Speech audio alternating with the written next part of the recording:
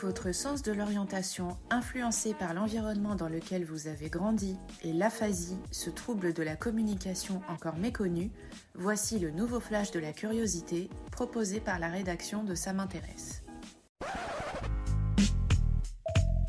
La différence entre l'homme des cavernes et nous, c'est le résultat de la science.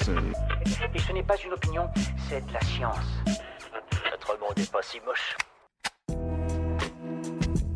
À 67 ans, l'acteur américain Bruce Willis arrête sa carrière. Dans un communiqué publié par sa famille sur Instagram, celle-ci annonce qu'il souffre d'aphasie qui impacte ses capacités cognitives.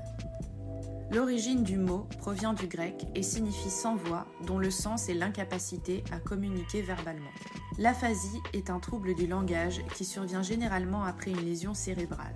Bien que les accidents vasculaires cérébraux soient la principale cause, cette pathologie peut également être provoquée par une tumeur, une blessure à la tête ou par une maladie cérébrale dégénérative connue sous le nom d'aphasie primaire progressive. Dans certains cas, l'aphasie peut même conduire à la démence.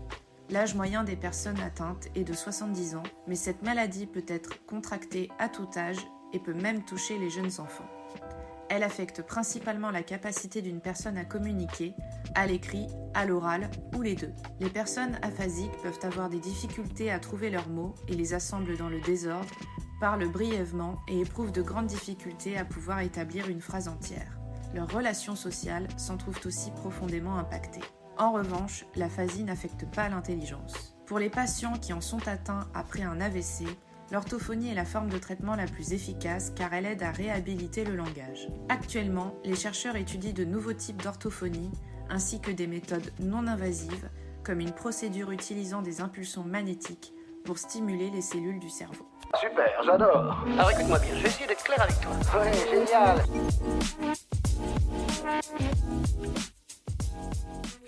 Avoir le sens de l'orientation n'est pas un don inné. Une équipe de recherche internationale, co-dirigée par un chercheur du CNRS, vient de mettre en évidence que les capacités d'orientation des individus sont influencées par leurs origines géographiques.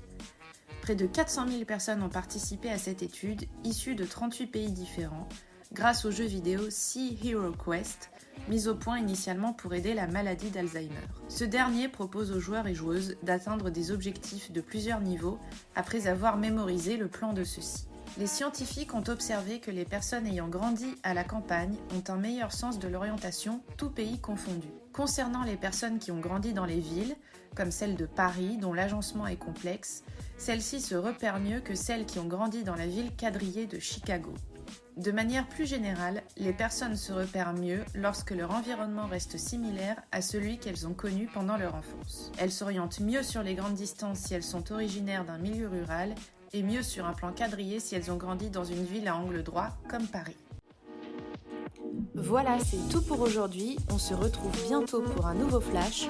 En attendant, vous pouvez retrouver tous nos épisodes sur les plateformes de podcast Spotify, Deezer et Apple Podcasts.